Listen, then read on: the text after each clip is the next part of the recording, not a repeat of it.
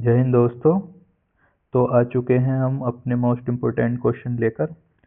ये क्वेश्चन ऐसे हैं जो आपको सीधे सीधे एग्ज़ाम में देखने को मिलने वाले हैं और ये बहुत ही महत्वपूर्ण क्वेश्चन होने वाले हैं सभी के सभी। इसलिए वीडियो को आप लास्ट तक देखिएगा और वीडियो पसंद आए तो उसे लाइक ज़रूर कीजिएगा। तो चलिए देर ना करते हुए वीडियो को स्टार्ट करते हैं। आज का हमारा पहला क्वेश्चन है, मायोग्लोबिन में कौन सा धातु होता है? तो इसमें ऑप्शन है तांबा, चांदी, सोना या फिर लोहा। तो इसका जो राइट आंसर है वो है ऑप्शन डी, लोहा।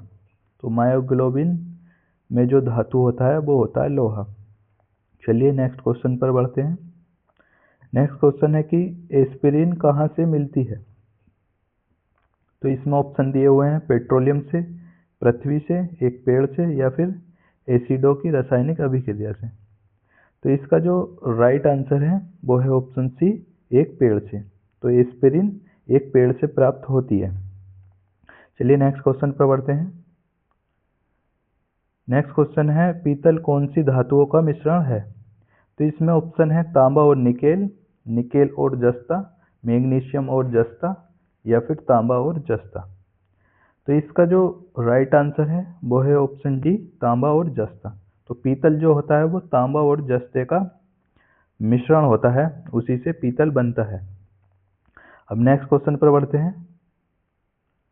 नेक्स्ट क्वेश्चन है कि तैरने के तालाब में तैरने से मनुष्य की त्वचा जल जाती है। तो इसमें ऑप्शन है अवरक्त किरण के कारण, क्लोरीन के कारण, ऊष्मा के कारण या फिर पराबैंगनी किरण के कारण। तो इसका जो राइट आंसर है वो है ऑप्शन बी, क्लोरीन के कारण। अगर वीडियो पसंद आ रही हो तो वीडियो को लाइक ज़रूर करें और इसमें कमेंट ज़रूर करें हाँ भी कि हाँ आपको वीडियो कैसी लगी। चलिए इसी के साथ नेक्स्ट क्वेश्चन पर बढ़ते हैं। नेक्स्ट क्वेश्चन है कि जब वैद्युतिक ऊर्जा गति में परिवर्तित होती है तब क्या होता है? तो जब वैद्युतिक ऊर्जा गति में परिवर्तित होती है तो तब क्या होता है? इसमें ऑप्शन दिए हुए हैं। ऊष्मा की कोई हानि नहीं होती है, 50% ऊष्मा की हानि होती है या फिर 30% ऊष्मा की हानि होती है या फिर 80% ऊष्मा की हानि होती है। तो इसका जो राइट आंसर है वो है ऑप्शन सी, 30% ऊष्मा की हानि होती है। तो जब वैद्युतिक ऊर्जा गति में परिवर्तित होती है तो उसमें क्या होता है कि 30% ऊष्मा की हानि होती है। चलिए इसी के साथ नेक्स्ट क्वेश्चन पर बढ़ते हैं। नेक्स्ट क्वेश्चन है कि शक्कर के किण्वन से क्या बनता है? तो इसमें ऑप्शन है ethyl alcohol, methyl alcohol, acetic acid या फिर क्लोरोफिल। तो इसका जो राइट आंसर है वो है ऑप्शन ए, इथाइल एल्कोहल। तो शक्कर के किण्वन से इथाइल एल्कोहल बनता है। चलिए नेक्स्ट क्वेश्चन पर बढ़ते हैं। नेक्स्ट क्वेश्चन है कि अम्ल वर्षा होती है। तो इसमें ऑप्शन है कारखानों से, पेट्रोल से, कोयला जलाने से या फिर लकड़ी से। तो इसका जो राइट आंसर है वो है ऑप्शन ए, कारखानों से। तो कारखानों से जो निकलने वाला धुआं होता है वो क्या होता है, वातावरण में जाकर जम जाता है और उसके अंदर बहुत सारे केमिकल्स मगर उसमें होते हैं धुएं में।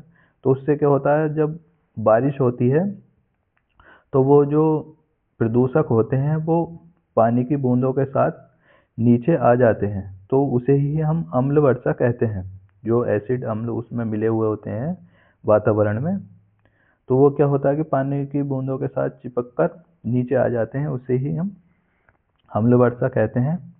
तो इस तरह से इसका जो है इफेक्ट काफ़ी ज़्यादा पड़ता है। आपने सुना होगा कि जो बड़े बूढ़े या हमारे घर वाले कहते हैं कि पहली बारिश में नहीं नहाना चाहिए, तो उसका कारण यही है क्योंकि काफ़ी दिनों से बारिश न होने के कारण वातावरण में धूल और जो प्रदूषक होते हैं वो उनकी संख्या बढ़ जाती है। तो पहली बारिश होती है, जिस समय बारिश होती है तो वो पानी के साथ नीचे आ जाते हैं। यदि वो हमारी त्वचा वगैरह से लगते हैं तो इन्फेक्शन वगैरह पैदा कर देते हैं, तो इसलिए हमें पहली बारिश में नहाने से मना किया जाता है। तो चलिए इसी के साथ नेक्स्ट क्वेश्चन पर बढ़ते हैं। नेक्स्ट क्वेश्चन है कि गेहूं की खेती के लिए कौन से उर्वरक उपयोग करेंगे? तो इसमें ऑप्शन है नाइट्रोजन, पोटेशियम, तांबा या फिर लोहा। तो इसका जो राइट आंसर है वो है ऑप्शन ए नाइट्रोजन। तो गेहूं की खेती के लिए जो उर्वरक उपयोग करेंगे वो उर्वरक है नाइट्रोजन। तो चलिए नेक्स्ट क्वेश्चन पर बढ़ते हैं। नेक्स्ट क्वेश्चन है हमारा, जब एक पत्थर को चांद की सतह से पृथ्वी पर लाया जाता है तो इसका द्रव्यमान बदल जाएगा, इसका भार बदल जाएगा परंतु द्रव्यमान नहीं, या फिर भार और द्रव्यमान बदल जाएंगे, या फिर न द्रव्यमान और न ही भार बदलेंगे। तो इसका जो राइट आंसर है वो है ऑप्शन बी, इसका भार बदल जाएगा परंतु इसका द्रव्यमान नहीं बदलेगा। तो जब एक पत्थर को चांद की सतह से पृथ्वी पर लाया जाएगा तो इसका भार तो बदल जाएगा लेकिन इसका द्रव्यमान नहीं बदलेगा। क्योंकि कहीं पे जो भार द्रव्यमान क्यों नहीं बदलेगा, क्योंकि जैसे वो 10 किलो का है पत्थर या 5 किलो का है तो रहेगा तो वो 5 किलो का ही। बस क्या होता है, जहाँ पर जो है वातावरण के कारण जो स्थिति होती है वायु की, उसके कारण वो हल्का भारी हमें महसूस होता है। तो इस तरह से इसका आंसर हो गया ऑप्शन बी। अब नेक्स्ट क्वेश्चन पर बढ़ते हैं। नेक्स्ट क्वेश्चन है कि आप लिफ्ट में खड़े हैं, लिफ्ट में फर्श पर आपके भार द्वारा रहा बल। तो इसमें ऑप्शन दिए हुए हैं, लिफ्ट में 9.8 मीटर पर सेकेंड स्क्वायर के त्वरण से ऊपर जाते समय शून्य होगा। चलिए अब हम नेक्स्ट ऑप्शन पर बढ़ते हैं। इसके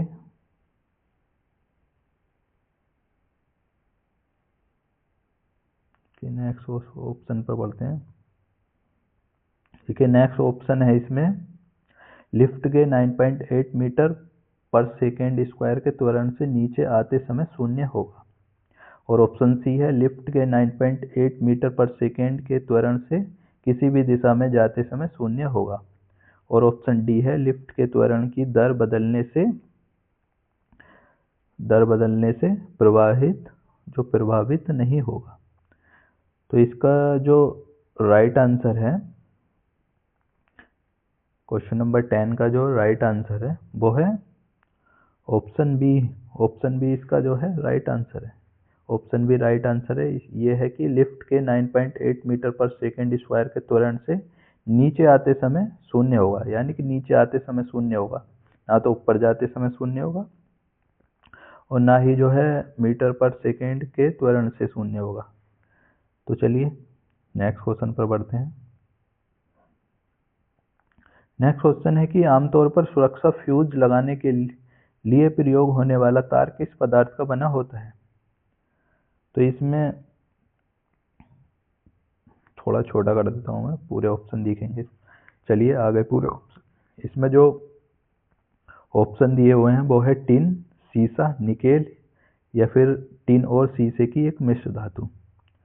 तो इसका जो राइट आंसर है वो है ऑप्शन डी, टिन और शीशे की एक मिश्र धातु का जो तार होता है उसका उपयोग किया जाता है। जो सुरक्षा फ्यूज लगाने में जो है टिन और शीशे की एक मिश्र धातु के तार का प्रयोग किया जाता है। अब नेक्स्ट क्वेश्चन पर बढ़ते हैं। नेक्स्ट क्वेश्चन है कि पीतल के बर्तनों को कलई करते समय गर्म बर्तन की सफाई के लिए प्रयोग किए जाने वाले अमोनियम क्लोराइड चूर्ण से निकलने वाला धुआं है। तो इसमें ऑप्शन है ammonia, carbon monoxide, chloric acid का हाइड्रो, या फिर ऑप्शन डी है इसमें अमोनिया और हाइड्रोक्लोरिक एसिड। तो इसका जो राइट आंसर है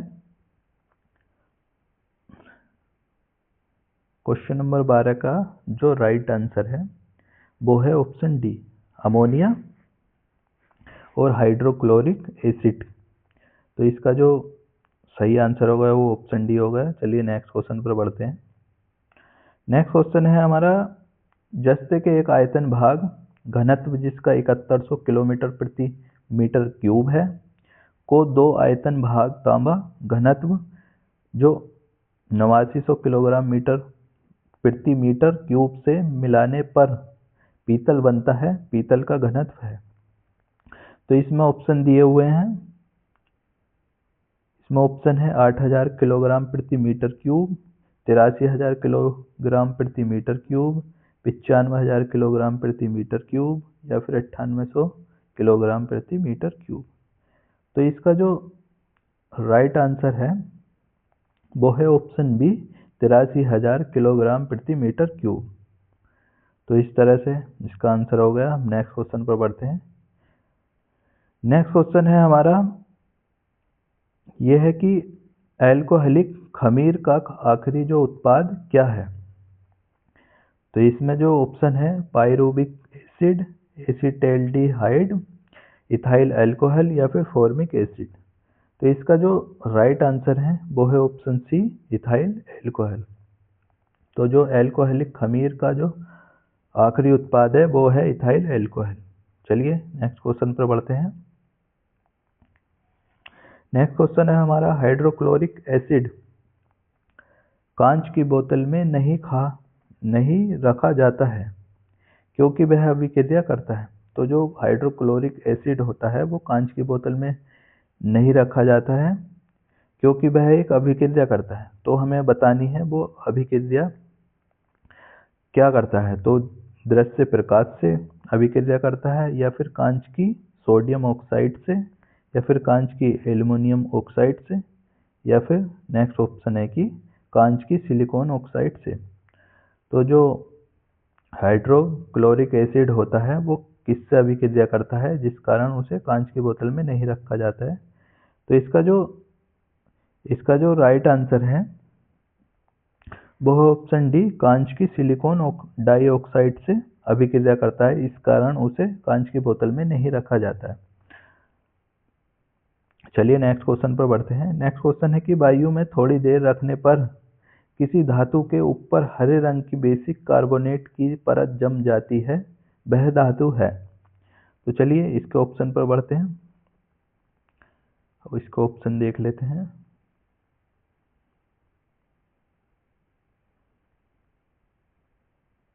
देखिए इसको ऑप्शन है तांबा, चांदी, निकेल या फिर जस्ता। तो इसका जो राइट आंसर है वो है ऑप्शन ए तांबा। आपने देखा होगा कि तांबे की जो बर्तन होते हैं वगैरह, अगर हम उन्हें कुछ दिनों के लिए रख दें या फिर पानी उन पर गिर जाए, उसे ऐसी रख दें मतलब कि पानी लग जाता है, तो कुछ समय बाद देखते हैं कि उस पर एक हरी हरी जो है परत सी जम जाती है। तो वो तांबा होता है जिसके ऊपर क्या है ग्रीन कलर की जो हरे कलर की परत जम जाती है। तो इस तरह से इसका राइट आंसर ऑप्शन ये हो गया तांबा। आपने देखा भी होगा तांबे के बर्तनों पर अक्सर जो हरी परत जम जाती है अगर वो उन्हें रख दिया जाए तो कुछ समय के लिए। रेगुलर अगर हम उन्हें धोते रहते हैं, यूज़ में लेते रहते हैं तो परत नहीं जम जाती। अगर हम उसे कुछ समय के लिए ऐसे छोड़ दें तो उस पर हरे रंग की परत जम जाती है। चलिए नेक्स्ट क्वेश्चन पर बढ़ते हैं। नेक्स्ट क्वेश्चन है कि कच्चे फलों को कृत्रिम रूप से पकाने के लिए प्रयोग में लाई जाने वाली गैस का नाम है। तो इसमें ऑप्शन है अमोनिया, नाइट्रोजन, कार्बन मोनोऑक्साइड या फिर एथिलीन व एसिटिलीन। तो इसका जो राइट आंसर है वो है ऑप्शन डी एथिलीन व एसिटिलीन। तो जो फलों को कृत्रिम रूप से पकाए जाने वाली गैस है वो एथिलीन व एसिटिलीन है। तो इस तरह से ऑप्शन डी इसका राइट आंसर हो गया। चलिए अब नेक्स्ट क्वेश्चन पर बढ़ते हैं। नेक्स्ट क्वेश्चन है कि विस्फोटक नाइट्रोग्लिसरीन है एक। जो विस्फोटक नाइट्रोग्लिसरीन है एक, तो इसमें ऑप्शन है नमक, वो नमक है या फिर नाइट्रो हाइड्रोकार्बन है या फिर सम्मिश्रण हाइड्रोकार्बन है या फिर एस्टर है। तो इसका जो राइट आंसर है वो है ऑप्शन डी एस्टर। तो जो विस्फोटक नाइट्रोग्लिसरीन है वो एक एस्टर है। चलिए नेक्स्ट क्वेश्चन पर बढ़ते हैं। नेक्स्ट क्वेश्चन है कि जस्ते को एक बर्तन पर विद्युत लेपन की विधि में बर्तन को ऋण ध्रुव बनाया जाता है, शुद्ध जस्ते को धन ध्रुव बनाया जाता है या फिर बर्तन को ऋण ध्रुव और शुद्ध जस्ते को धन ध्रुव बनाया जाता है। और ऑप्शन डी है इसका बर्तन को धन ध्रुव और जस्ते को ऋण ध्रुव बनाया जाता है। तो इसका जो राइट आंसर है इसका जो राइट आंसर है, इसका राइट आंसर है ऑप्शन सी, बर्तन को ऋण ध्रुव और शुद्ध जस्ते को धन ध्रुव बनाया जाता है। तो इस तरह से इसका ऑप्शन सी राइट आंसर हो गया। अब नेक्स्ट क्वेश्चन पर बढ़ते हैं। नेक्स्ट क्वेश्चन है कि वायु में कौन सी नोबेल गैस नहीं होती है। तो इसमें ऑप्शन है हीलियम, नियोन, आर्गन या फिर रेडोन। तो इसका जो राइट आंसर है वो है ऑप्शन डी, रेडोन। तो वायु में जो नोबेल गैस नहीं होती है वो है रेडोन। तो हीलियम भी होती है, नियोन भी होती है और आर्गन भी होती है, लेकिन रेडोन गैस वायु में नहीं होती है। चलिए इसी के साथ नेक्स्ट क्वेश्चन पर बढ़ते हैं। नेक्स्ट क्वेश्चन है कि यह है शुष्क बर्फ क्या होता है, यानी कि ड्राई आइस क्या होता है। तो इसमें ऑप्शन है ठोस बर्फ, ठोस कार्बन डाइऑक्साइड, ठोस अमोनिया या फिर ठोस सल्फर डाइऑक्साइड। तो इसका जो राइट आंसर है वो है ऑप्शन बी, ठोस कार्बन डाइऑक्साइड। तो आपने देखा होगा कि आजकल ट्रेंड में बहुत ज़्यादा चल रहा है, शादी वगैरह में जो फंक्शंस होते हैं उसमें जो घड़ों से धुआं निकलता है या जो धुआं फैलता है, तो वो क्या होता है, वो इस ड्राई आइस की जो शुष्क बर्फ होती है इसी के कारण होता है। तो हम जब इस ड्राई आइस को गर्म पानी में डालते हैं या गर्म पानी के साथ मिलाते हैं तो उसमें से जो है धुआं निकलता है, जैसा कि आपने शादियों में देखा होगा। तो जो उसके लिए जो यूज़ किया जाता है वो यही शुष्क बर्फ ही यूज़ किया जाता है। उसी से जो है वो धुआं टाइप निकलता है और वो जो है वायु से भारी होता है, जिसके कारण वो नीचे फैल जाता है, जो देखने में काफ़ी अच्छा लगता है, जैसा कि आजकल शादियों में चल रहा है। तो इस तरह से वो जो होता है पदार्थ वो शुष्क बर्फ ही होता है, यानी ड्राई आइस। चलिए नेक्स्ट क्वेश्चन पर बढ़ते हैं। अब नेक्स्ट क्वेश्चन है कि निम्नलिखित में से कौन सा विटामिन खून के जमने में आवश्यक होता है। तो इसमें ये क्वेश्चन हमारे सामने कई बार आ चुका है, लेकिन ये क्वेश्चन काफ़ी महत्वपूर्ण है। ऐसा क्वेश्चन जो है ना काफ़ी बार पूछा जाता है, अभी पीछे जो है काफ़ी सारे एग्जाम्स में पूछा गया है। इस तरह से ये क्वेश्चन आता रहता है, तो ये आपके लिए मोस्ट है। तो इसमें ऑप्शन है vitamin A, vitamin C, vitamin E या फिर विटामिन के। तो इसका जो राइट आंसर है वो है ऑप्शन डी, विटामिन के। तो खून के जमने में जो आवश्यक होता है वो होता है विटामिन के।